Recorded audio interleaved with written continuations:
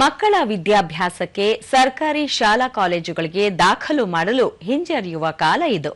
ಅಂತಹ ಈ ದಿನಗಳಲ್ಲಿ ಉತ್ತರ ಕನ್ನಡ ಜಿಲ್ಲೆಯ ಯಲ್ಲಾಪುರ ತಾಲೂಕಿನ ಭರತನಹಳ್ಳಿ ಸರ್ಕಾರಿ ಹಿರಿಯ ಪ್ರಾಥಮಿಕ ಶಾಲೆ ಹಸಿರು ಶಾಲೆ ಎಂದು ಗುರುತಿಸಿಕೊಂಡಿದೆ. ಮಕ್ಕಳಿಗೆ ಉತ್ತಮ ವಿದ್ಯಾಭ್ಯಾಸ, ಊಟ, ಆಟೋಟೋಪಗಳನ್ನು ನೀಡುವ ಮೂಲಕ ಎಲ್ಲರಿಗೂ ಮಾದರಿಯಾಗಿದೆ. ಈ ಕುರಿತು ಒಂದು ವರದಿ ಇಲ್ಲಿದೆ. ಉತ್ತರ ಕನ್ನಡ ಜಿಲ್ಲೆಯ ಯಲ್ಲಾಪುರ ತಾಲೂಕಿನ ಭರತನಹಳ್ಳಿ ಸರ್ಕಾರಿ ಹಿರಿಯ ಪ್ರಾಥಮಿಕ ಶಾಲೆ ಸರ್ವತೋಮುಖ ಅಭಿವೃದ್ಧಿಯಲ್ಲಿ ಸಕ್ರಿಯವಾಗಿ ತೊಡಗಿಸಿಕೊಂಡಿದ್ದು, ರಾಜ್ಯದ ಮೊದಲ ಶಾಲೆ ಹಾಗೂ ಪ್ರಸಕ್ತ ಸಾಲಿನ ಉತ್ತಮ ಎಸ್ಡಿಎಂಸಿ ಪ್ರಶಸ್ತಿ ಲಭಿಸಿದೆ. ಈ ಮೂಲಕ ರಾಜ್ಯಕ್ಕೆ ಮಾದರಿ ಶಾಲೆಯಾಗಿದೆ.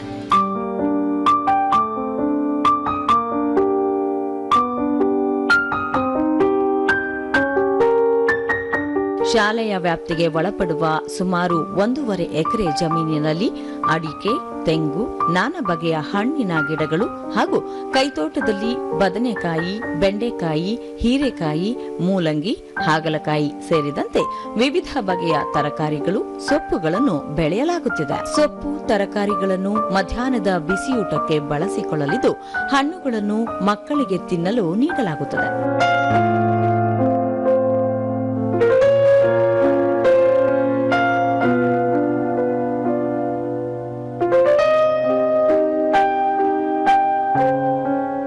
ಶಾಲಾ ಕಟ್ಟಡ ಗೋಡೆಗಳ ಮೇಲೆ ರಾಮಾಯಣ ಸಾರುವ ಚಿತ್ರಗಳ ರಚನೆ, ಇಂಗ್ಲಿಷ್ ವರ್ಣಮಾಲೆಗಳು, ಸ್ವಾತಂತ್ರ್ಯ ಹೋರಾಟಗಾರರ ಚಿತ್ರಗಳು ಹಾಗೂ ಅವರ ಹೆಸರುಗಳು, ಪ್ರವಾಸಿ ತಾಣಗಳು ಸೇರಿದಂತೆ ಮಕ್ಕಳಿಗೆ ಅಗತ್ಯವಿರುವ ಮಾಹಿತಿಯನ್ನು ನೀಡುವ ವಿವರಣೆ ಇದೆ.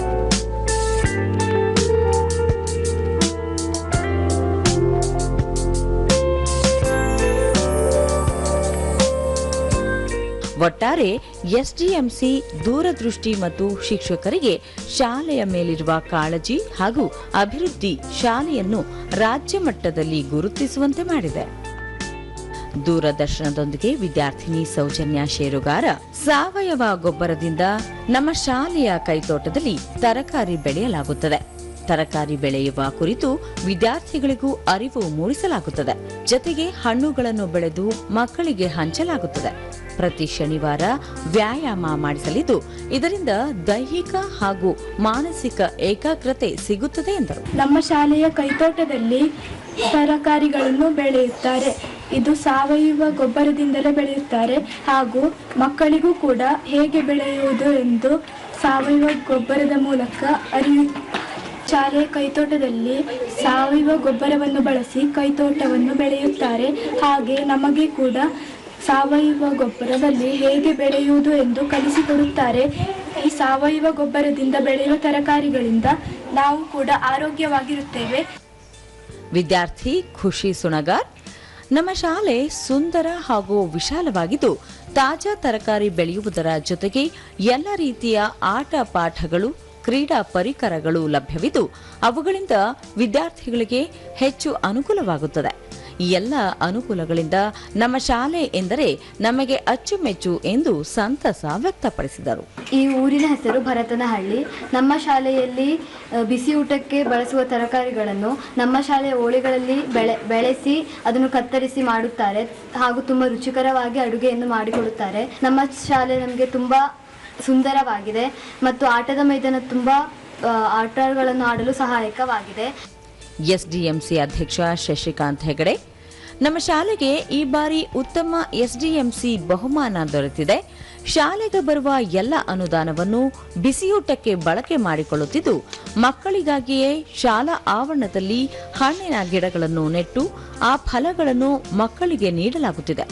ಅಲ್ಲದೆ ಶಾಲೆಗೆ ಒಳಪಡುವ ಜಾಗದಲ್ಲಿ ತೆಂಗು, ಅಡಿಕೆ ಮರಗಳನ್ನು ಬೆಳೆಸಿದ್ದು, ಅದರಿಂದ ಬರುವ ಆದಾಯವನ್ನು ಶಾಲಾ ಅಭಿವೃದ್ಧಿಗೆ ಬಳಸಿಕೊಳ್ಳಲಾಗುತ್ತಿದೆ. ಒಟ್ಟಾರೆ ಇಲ್ಲಿನ ಉತ್ಪನ್ನಗಳಿಂದಲೇ ಶಾಲೆಯನ್ನು ಮುನ್ನಡೆಸಲಾಗುತ್ತಿದೆ ಎಂದು ಹೇಳಿದರು. ತುಂಬಾ ಸುಂದರವಾದ ಕೈತೋಟ ಎಲ್ಲ ಮಾಡಿದ್ದೀವಿ. ಅದಕ್ಕೆಲ್ಲ ನೀರಾವರಿ ವ್ಯವಸ್ಥೆ ಎಲ್ಲ ಮಾಡಿದ್ವಿ. ಶಾಲೆಯಲ್ಲಿ ಇದು 1 ಎಕರೆ ಆಗುವಷ್ಟು ಕಾಂಪೌಂಡ್ ಇದೆ, ಜಾಗ ಇದೆ. ಅದರಲ್ಲಿ ನಾವು ಈ ತೆಂಗಿನ ಮರ, ಅಡಿಕೆ ಮರ, ಶಾಲೆಗೆ ಅದನ್ನ ಬಳಕೆ ಮಾಡ್ತಾ ಇದ್ರು ಉತ್ಪನ್ನನೆಲ್ಲ.